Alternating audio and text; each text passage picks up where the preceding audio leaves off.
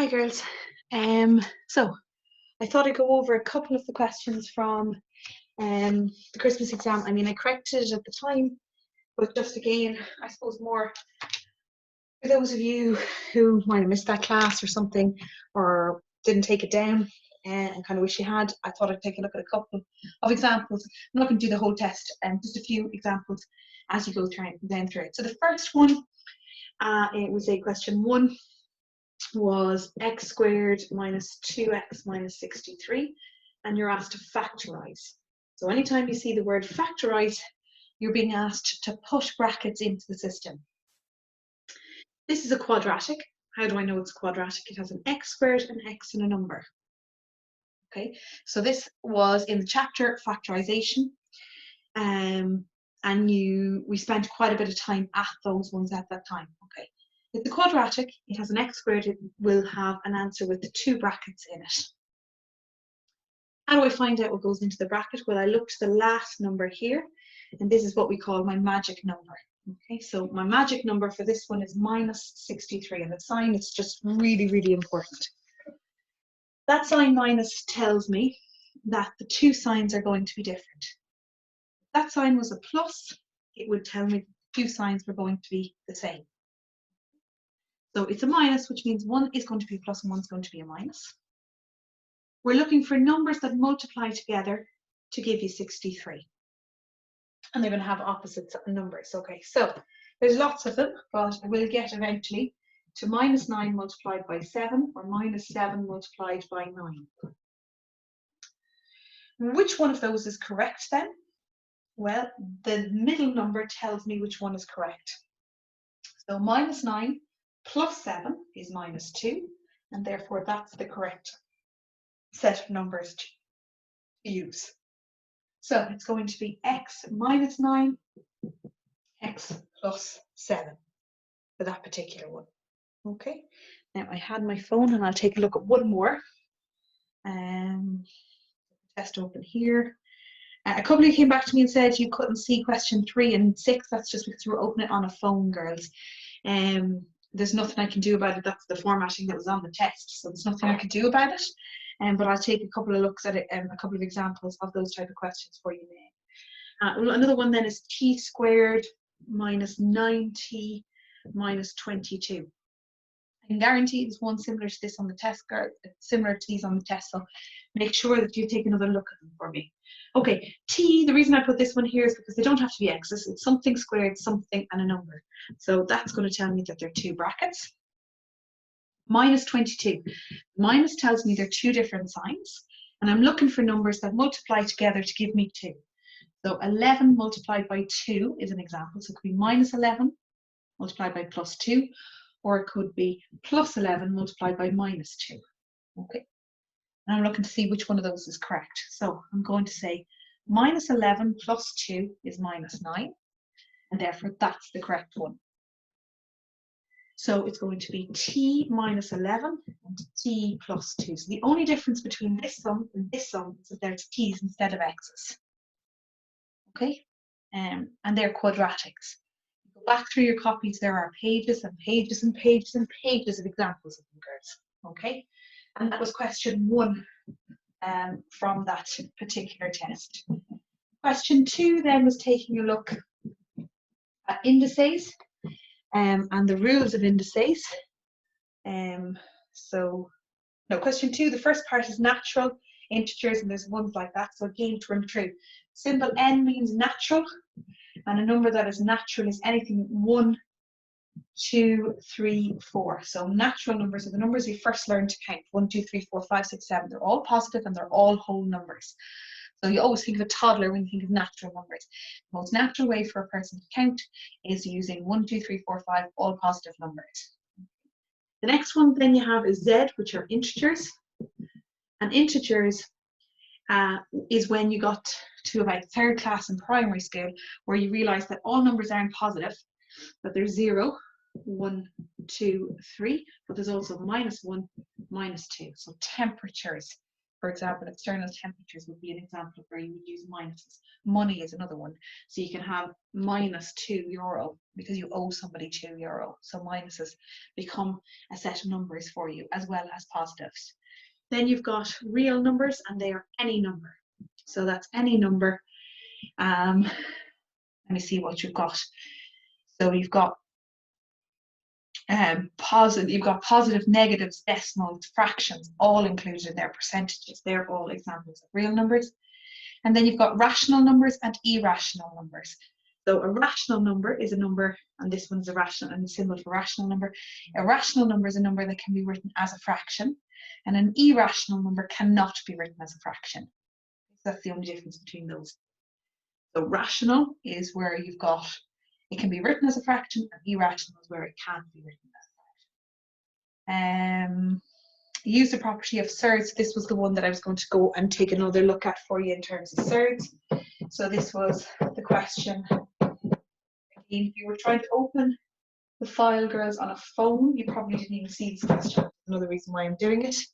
And that was the square root of 108, trying to go backwards now and do it, minus square root of 175 plus the square root of 27 minus the square root of, and 49 by 7, 343.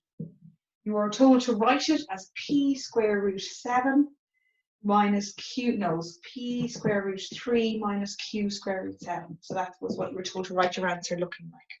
You're using surds. So what you want is, inside of these square roots, you want 3s or 7s. Okay, so what you do is you start off and you type into your calculator 108 divided by 3 and you get 36. That's 36 multiplied by 3. You do 175 and you go 175 divided by 3 and you get a fraction, so that's no good. Try 175 divided by 7 and you get 25 multiplied by 7. Plus, which one goes in here, 3 or 7? The answer is 3. So it's 9 by 3 minus, and again with 343, you'll try 3, it won't work, you'll divide it by 7 and you'll get 49 multiplied by 7. What do you notice about 36, 25, 9 and 49? They're all perfect squares. So I can get the square root of 36, it's 6 root 3. Square root of 25 is 5 root 7. Square root of 9 is 3 root 3. The square root of 7 or 49 is 7. You can then group them to what belongs with what. The root 3's belong together. So 6 root 3 plus, because there's a sign there, plus 3 root 3. 6 root 3's and 3 root 3's is 9 root 3's. So 6 apples and 3 apples. And then minus 5 square root of 7 minus 7 square root of 7. So minus 5 apples minus 7 apples is minus 12 apples. So if I owed you €5 and then I owed you €7, I'd owe you €12. Okay. Okay, so that takes a look. And then I've written it in the format they want. P is equal to 9, Q is equal to 12. Though they don't ask you what P and Q is, they just ask you to solve the question. That brought me on to question number 3, which was using the rules of indices. And again, there are 3 questions from each chapter. So there are 3 questions from chapter 1 all the way through to chapter 10. And then distance, speed and time, there's 3 questions on, and there's 3 questions on statistics in the test. Okay, statistics, distance, speed and time, they are most recent, so I'm not going to go back through them. They're ones you've just done, as is number 8, 9 and 10. Okay, they're ones that we've done very recently, so they would be up to you to spend a little bit of time going back and revising. Rules of indices. So the first question here is P by 3 multiplied by P by 2 multiplied by P. If the base is the same, so you notice these are all P's, the rule is keep the base, and if you're multiplying, add the power. So 3 plus 2, and then what power is here? It's 1. Nothing's there, it's a 1. So plus 1, and then it's P to the power of 6. Okay. The next one then is There's a few here, but the next one is division 1, 5 divided by to the power of 10 divided by 5 to the power of 2. Same base. Now, if that was a 5 and that was a 7, there's nothing you can do. But they are both 5, so you keep the base. Dividing by the rule number 2 says take away the power. So 10 minus 2 is 5 to the power of 8. Other rules that you needed to know, anything to the power of 0 is 1. So if that was 1,000 to the power of 0, the answer would be 1. If it was 1,000,000 to the power of 0, it would be 1. 67 to the power of 0 is 1. Doesn't matter what that number is. If it's to the power of 0, it is a 1. Okay? And there's a whole chapter on rules of indices, and you need to go and take a look at a couple of those ones. And the other ones that are in that chapter, there's one there, simplifying to the form of 2 to the power of n. There's nothing that challenging on the test that I could see. So I'm not going to spend any time looking at that one. On to question 5. Yeah, question 5 is the next one from this test. There are a couple of these ones. You want to take a look at these ones. Write the following in the format a by 10 to the power of n. So you're taking a look, and the first one is 0.000 1, 2, 4, 3, 4. When you're looking at these ones, what you're trying to do is you're trying to move the decimal point till you get a number between 1 and 10. Okay, so I'm going to move this decimal point this way. 1, 2, 3, 4, 5 places. And if I put the decimal point here, I get the answer 3.4. So that's a number between 1 and 10. It's smaller than 10 and bigger than 1. And I'm saying to them, multiply that by 10 to the power of, and I say to them, well, how many places did I move it? 1, 2, 3, 4, 5. So I moved it 5 places. And then I say to myself, is that number 0.000034 a big number or a small number? So that's a very small number. So I put it as a minus. So my answer is 3.4 by 10 to the power of minus 5. As opposed to the next question, which is 340000.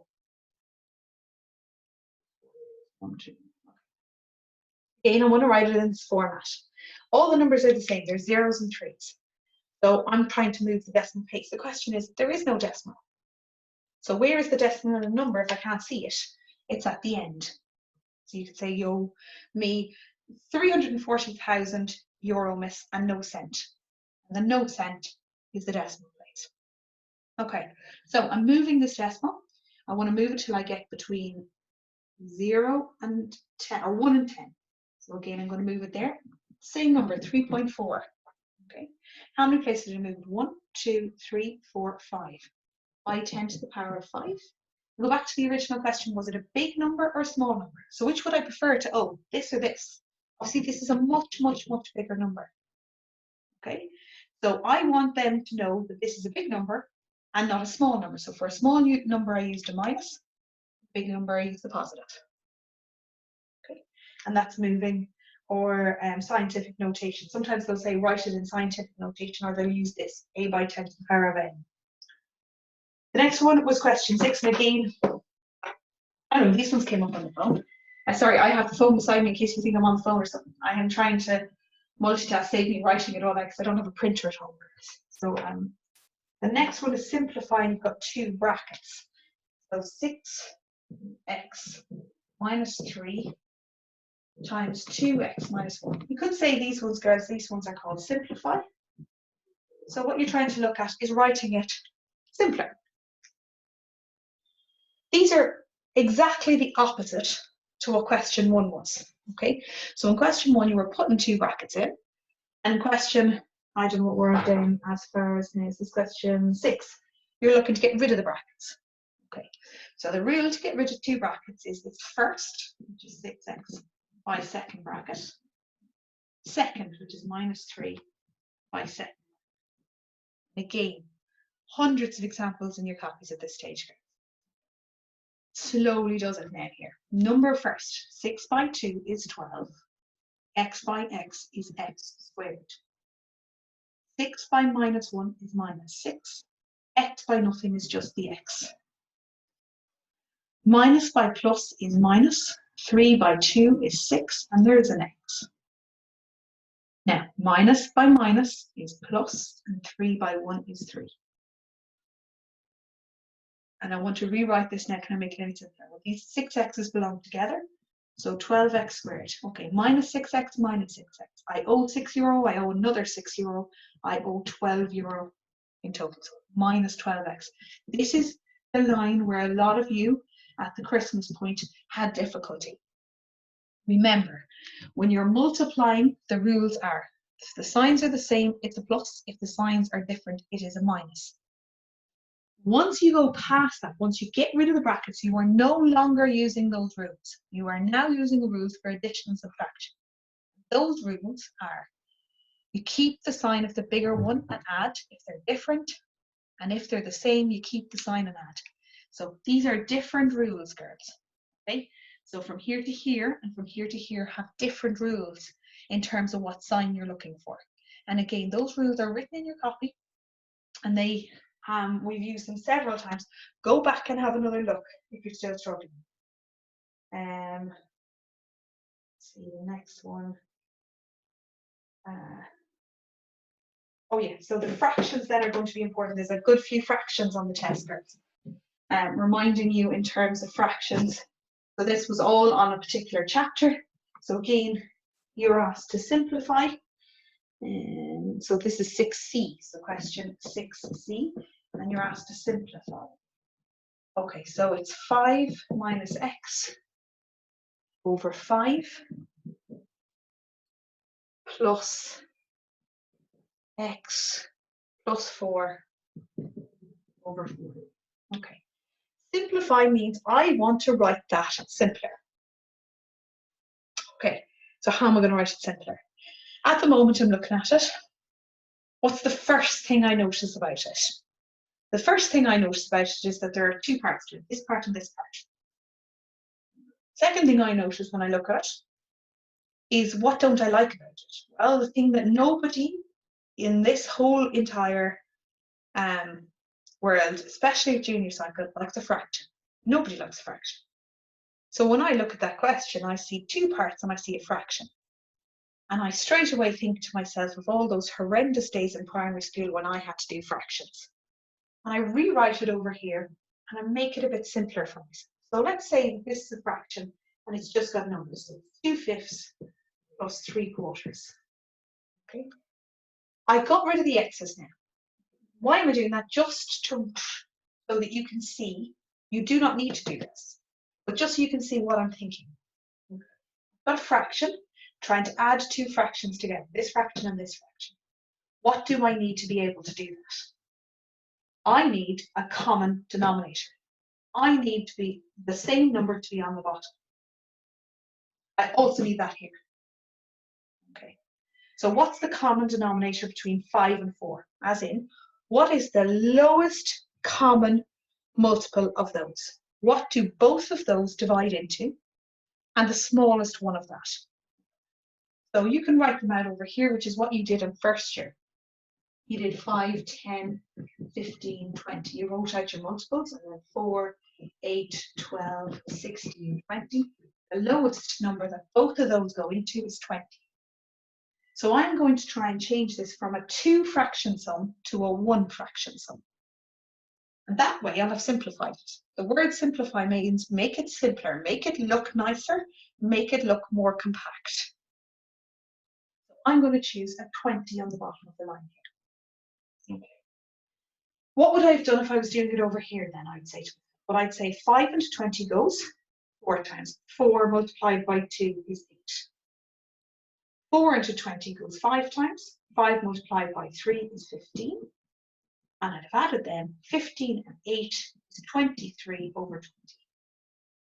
So that's what I'm going to do here. I'm going to say 5 into 20 goes 4, and I'm going to multiply the top line by 4. But I'm going to have to write it out a little bit. It's going to be harder because there is an x there. But the method is the same. 5 into 20 goes 4 times 4 multiplied by the top. That's what I did here. 5 into 20 goes 4. 4 multiplied by 2 is 8. So it is those dreaded fractions that you had in primary school taken up another notch. 4 into 20 goes 5 times. And it's plus because that's a plus. If that was a minus, this would be a minus. So it's 4 into 20 goes 5 multiplied by x plus 4. I'm trying now to tidy it up so it's going to look small like this one over here. So I'm going to multiply out these brackets. So anytime I see simplify, the answer must have no brackets in it. So 4 by 5 is 20. 4 by minus x is minus 4x. 5 by x is plus 5x. 5 by 4 is plus 20. And that's all over 20. What belongs together? The two numbers belong together. 20 plus 20, 40. Minus 4x plus 4x. So I owe you €4. I'm giving you €5. I'm actually just giving you €1. That's what you're getting. So I'm owing you 4, and then I'm giving you 5. So if you think about it, owing 4, and I'm giving you 5. You have to take the 4 off what I owed you, and that leaves me with 1. So plus, and you can write the 1x, which if I remember rightly, you do like to do. So let's do that, plus 1x. Do you need to put the 1 there? No. Can you go any further than that? No. Is it simpler? Yes. Up here, there were 2 fractions. Now there is only 1 fraction. So it's simpler. Okay. How did I do it? The exact same way I did the original fractions that you did in primary school. And even though you hated it, by the end of primary school, you could all do fractions in some way, shape, or form. Solve.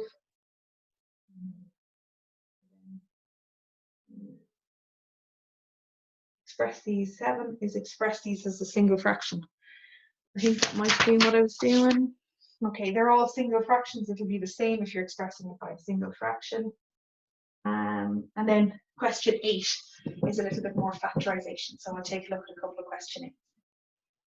If you remember, when you look at factorization, what does the word factor mean? It means put brackets in. So this word from question 1, we had it at the beginning.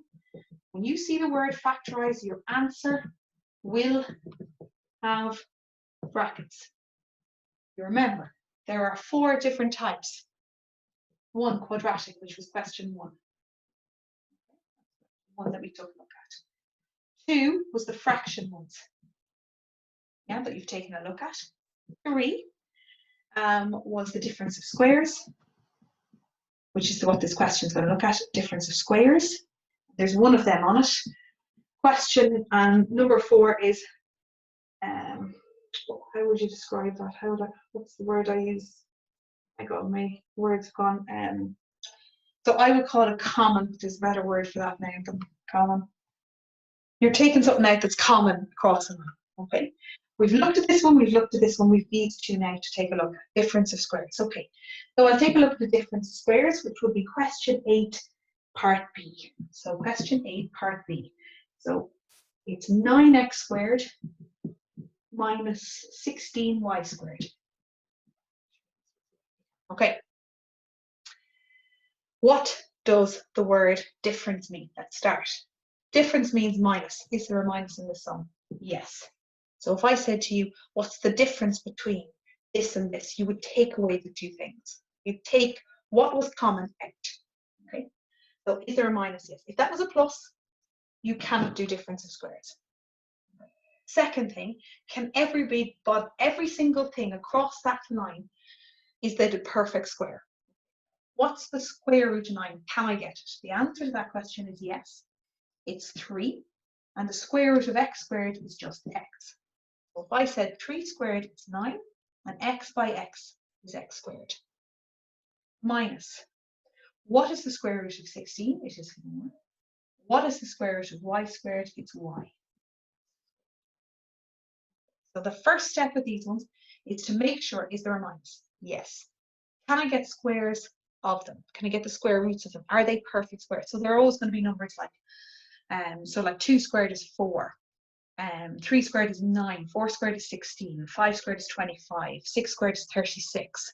You're looking at 7 squared, 49, 8 squared is 64. They're going to be numbers you were going to recognize as squares. Okay. Once I take a look at that, then I'll go back to what was I asked to do. I was asked to factorize. So it's going to look like brackets when I'm finished. How many brackets? When you see squared, it's always going to be 2. So 2 brackets.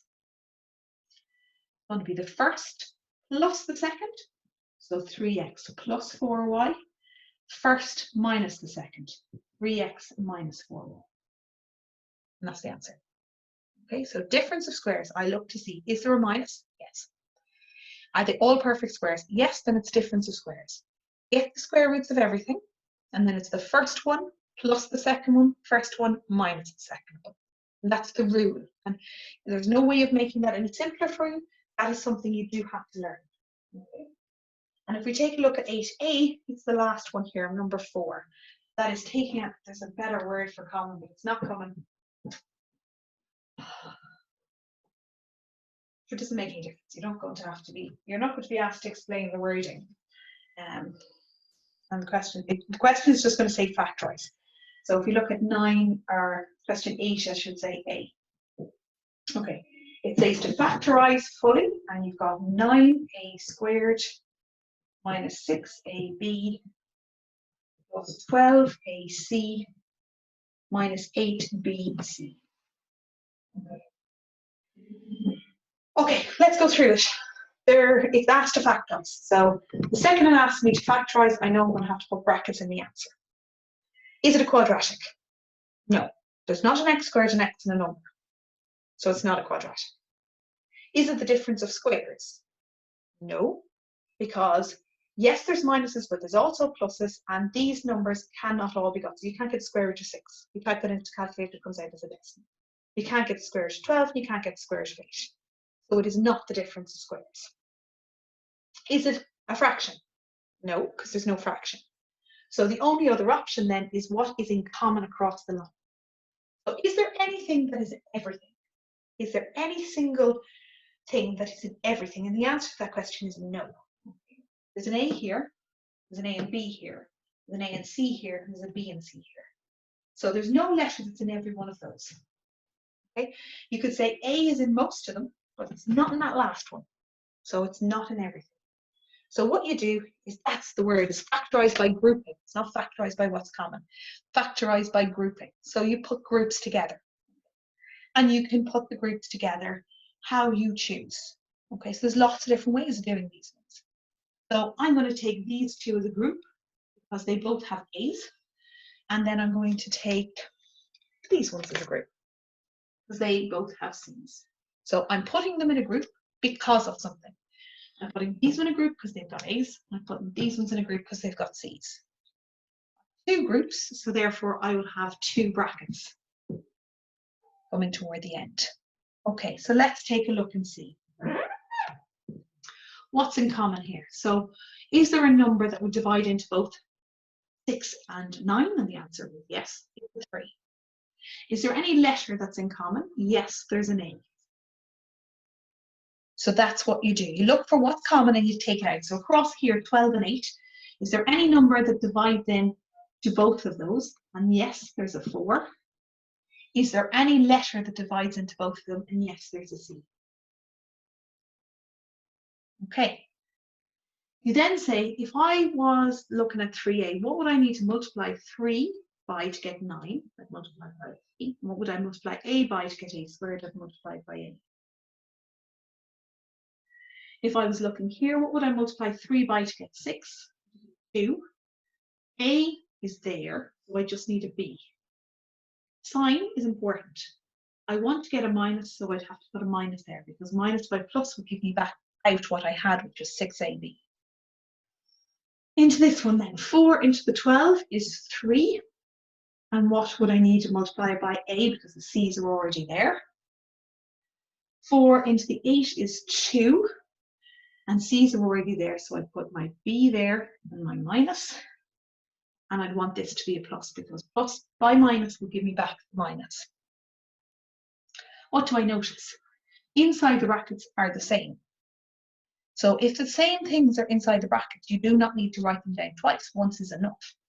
So I will write down 3a minus 2b because these 2 brackets are the same. And I'll put what's on the outside of the brackets into a bracket, which is 3a plus 4c. Okay, that's, in my opinion, the one that catches most students out, is what are you factorizing? What are you taking out? It's called factorizing by grouping. There are lots of examples done in your copies and in your books, girls. Take a look at a few more and let me know if you're having difficulty. In terms of the test, girls, the test is on Wednesday. I will be putting the link up on Wednesday morning. You will have till Wednesday at 4 to do the test. I'm going to put up the instructions for you now so that if you have any questions, you can ask me. So there's going to be a link. You'll click on the link. When you click on the link, it'll ask you to put your name in. So that's self-explanatory. You put your first name and your surname, okay? Please, if you have lots of different spellings or versions or shortenings of your name, so for example, if my name was, I don't know, Annabelle, okay? And I like to be called Belle, and I like sometimes to be called Anna, that's not going to work for me. You put in Annabelle. So it needs to be the name that matches what you're registered in the school with. Or what you're known as in the school. So for example, if, like for example, my sister's name is Margaret Michelle, but she was always called Michelle. So in school she was registered as Michelle. There's no point in putting Margaret down there. I'm not going to know who Margaret is, okay? I'm going to know her as Michelle. So the name, most common name that I would know you as, what I would call you, what your first name is and your surname is, okay? So when you click on the link, you'll be asked to put your name in, and then you'll be brought into the questions. You can't go backwards. So if you try question 1 and you can't do it, you need to spend a bit of time doing it. You've got 2 hours. It'll only take 40 minutes when you're doing the test, or to an hour. So take your time, okay?